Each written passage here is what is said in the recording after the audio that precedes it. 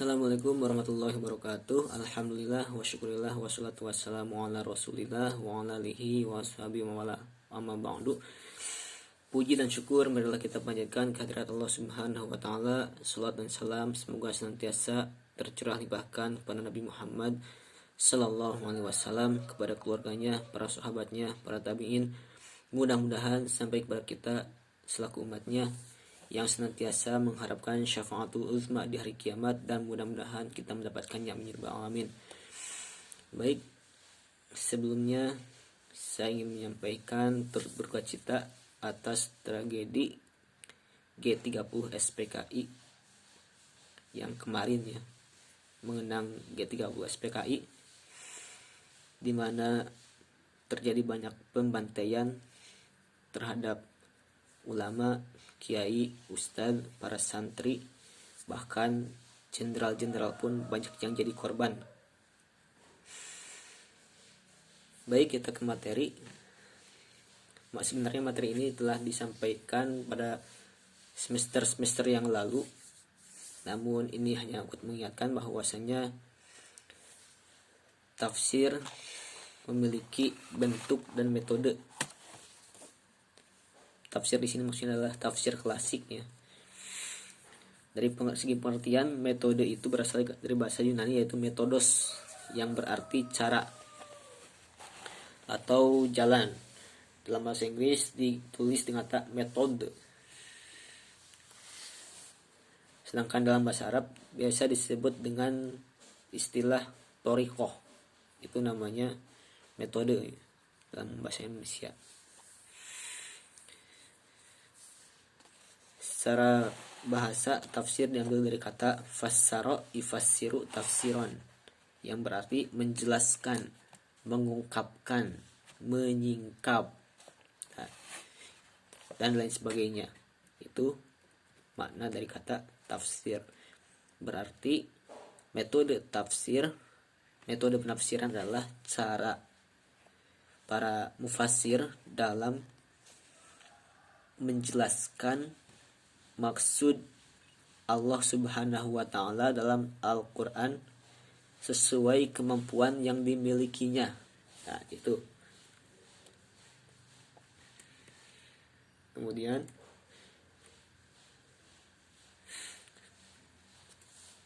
metode tafsir terbagi menjadi beberapa macam ya. Ragam bentuk tafsir itu.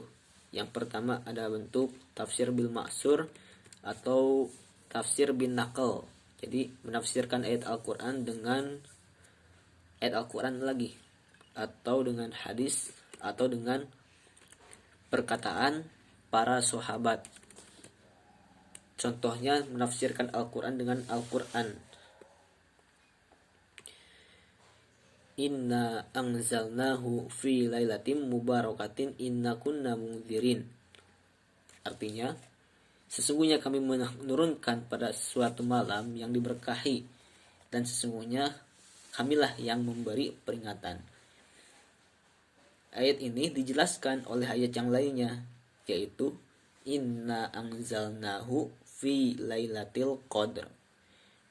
Sesungguhnya kami telah menurunkan Al-Quran pada malam Al-Qadar, yaitu malam kemuliaan. Nah, ini salah satu contohnya ya. Kemudian yang kedua, menafsirkan Al-Quran dengan sunnah.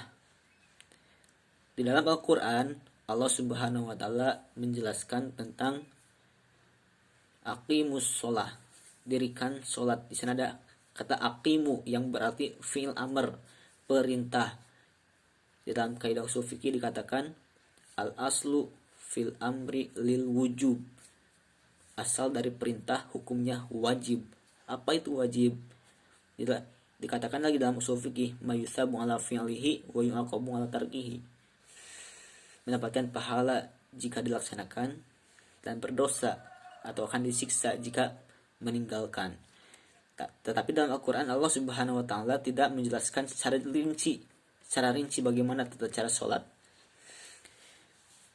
Nah, di dalam hadis ada Rasulullah pernah menyampaikan shollu kama ra'aitumuni usolli.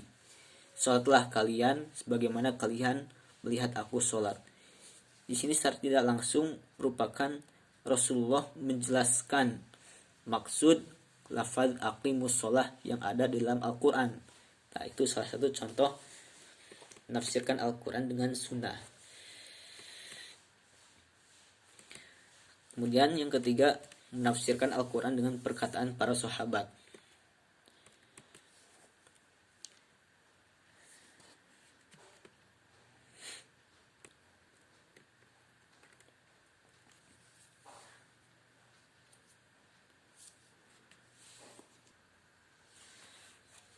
Nah, di sini ada contohnya, yaitu dalam Quran surat An-Nur ayat 31. A'udzubillahi minasyaitonirrajim. Wa qulil mu'minati yaghdudna min absarihim wa yahfazna furujahunna wa la yubdina zinatahun illa ma dhahara minha. Artinya, katakanlah kepada wanita yang beriman, hendaklah mereka menahan pandangannya dan kemaluannya, dan janganlah mereka menampakkan perhiasan kecuali yang biasa tampak daripadanya. Nah, dalam ayat ini, sahabat yang bernama Ibnu Abbas menafsirkan bahwa yang boleh nampak itu adalah wajahnya, kedua telapak tangan, dan cincinnya.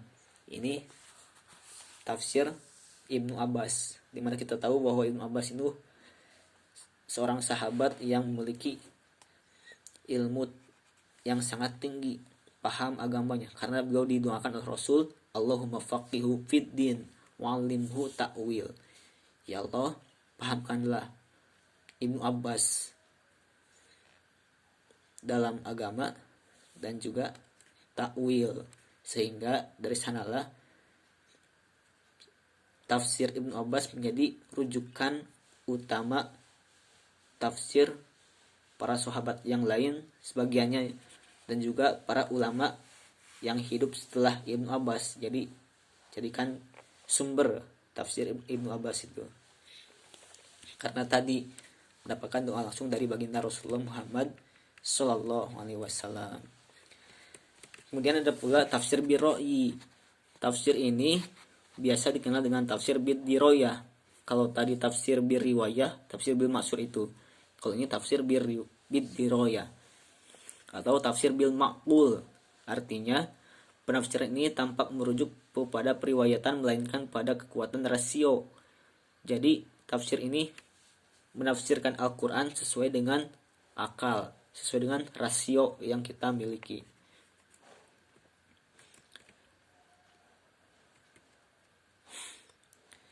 Nah, hal ini berpegang pada salah satu hadis Rasul yang mengatakan, faman kadzdzaba alayya muta'ammidan falyatabawwa maq'adahu minan nar. Wa man qala fil Qur'an bi ra'yihi falyatabawwa maq'adahu minan nar. Barang siapa yang berdusta atas namaku, bersiaplah untuk menempatkan tempatnya di neraka. Dan barang siapa mengatakan tentang Al-Quran dengan pendapatnya, maka bersiap-siaplah menempati tempatnya di neraka.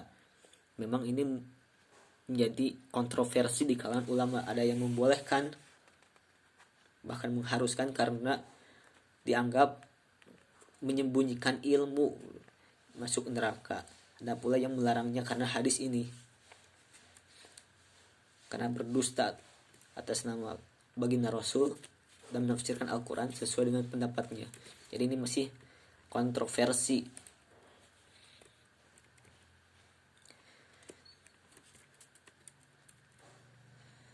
Akan tetapi bagi kita menafsirkan Al-Quran secara rasio itu sesuai kemampuan gitu.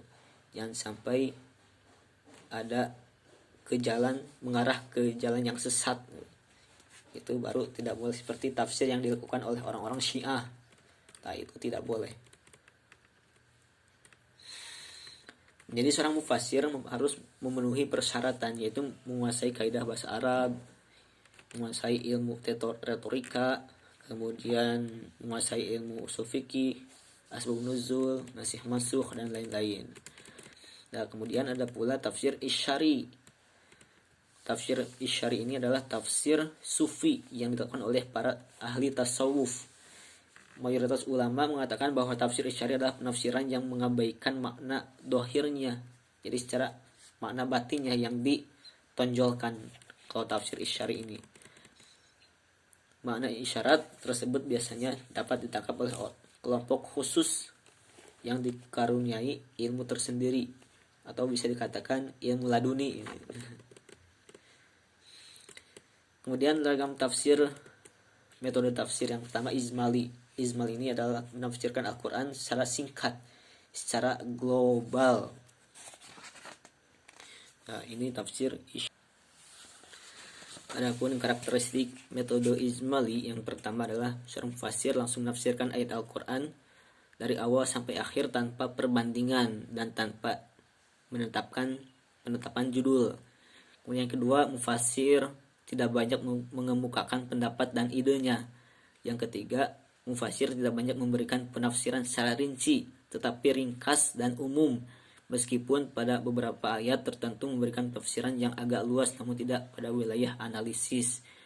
Jadi tafsir ini walaupun sudah ditafsirkan itu Al-Quran itu, tetapi masih perlu penafsiran lagi supaya lebih jelas. Nah, ini karakteristik penafsiran Izmali. Adapun contohnya yaitu kitab Tafsir Ibnu Katsir. Ini kitabnya yang dikarang oleh Imam Jalaluddin As-Suyuti dan Jalaluddin Al-Mahalli. Ini salah satu contoh kitab tafsir Izmali. Kemudian yang kedua adalah tafsir tahlili. Tafsir tahlili ini menafsirkan Al-Quran secara umum, secara rinci, secara jelas, detail, dan mencantumkan asbabun nuzul, bahasa, dan lain-lain. Nah, ini salah satu metode tahlili. Salah satu contohnya tafsir Ibnu Katsir. Karakteristiknya tafsir bil maksur, tadi sudah dijelaskan di awal ya. Yang kedua, tafsir biroi, tafsir dengan logika, tadi juga sudah dijelaskan. Itu karakteristik tafsir tahlili. Metodenya seperti ini. Yang pertama, mufassir menafsirkan ayat per ayat dan surah demi surah secara berurutan. Kemudian mufassir menjelaskan makna yang terkandung di dalam ayat Al-Quran. Kemudian dalam penafsirannya sang mufassir tahlili menafsirkan ayat-ayat Al-Quran dengan menggunakan pendekatan bil maksur maupun bil ro'i. Kemudian bahasa yang digunakan dalam metode tahlili tidak sesederhana yang dipakai metode tafsir Izmali. Nah, ini diantaranya. Kemudian yang ketiga adalah tafsir muqarin. Para ulama tafsir tidak berbeda pendapat. Dari berbagai literatur yang ada dapat disimpulkan bahwa metode komparatif yaitu membandingkan teks ayat Al-Quran yang memiliki persamaan atau kemiripan redaksi dalam dua kasus atau lebih, dan memilih redaksi yang berbeda bagi satu kasus yang sama. Jadi membandingkan antara satu ayat dengan ayat yang lain tapi dalam masalah yang sama. Misalnya ayat ini dengan ayat ini sama-sama menjelaskan tentang sholat dan lain sebagainya. Yang kedua, membandingkan ayat Al-Quran dengan hadis yang pada lahirnya terlihat bertentangan. Nah, kemudian yang ketiga, membandingkan pendapat para ulama tafsir dalam menafsirkan Al-Quran. Nah, contoh tafsir muqarin ini dikatakan ada perbedaan tata letak. Contohnya dalam kalimat, katakanlah sesungguhnya petunjuk Allah itulah yang sebenarnya petunjuk, Al-Baqarah 120. Kemudian dalam ayat lain, katakanlah sesungguhnya petunjuk yang harus diikuti ialah petunjuk Allah. Ini memiliki persamaan dalam lafaz, memiliki persamaan. Kemudian yang terakhir metode maudu'i, yang ini tafsir tematik. Ciri-cirinya, yang pertama, menghimpun ayat yang berkaitan dengan judul sesuai urutan turunnya. Ini menurut Al-Farmawi ya. Yang kedua, menelusuri asbabun nuzul ayat bila ada. Kemudian meneliti dengan cermat semua kata dan kalimat yang dipakai. Kemudian mengkaji ayat tersebut dari semua pemahaman aliran dan pendapat para mufasir baik klasik maupun kontemporer. Kemudian mengkaji ayat tersebut dari semua pemahaman semua dikaji dengan tuntas dan seksama menggunakan penalaran yang objektif melalui kaidah tafsir yang muktabar serta didukung oleh dalil-dalil yang dan fakta serta argumen Al-Quran, hadis dan dari fakta sejarah yang dapat ditentukan. Nah, ini mungkin sekian yang dapat saya sampaikan. Kurang lebihnya mohon maaf. Hasbunallahu wa ni'mal wakil. Assalamualaikum warahmatullahi wabarakatuh.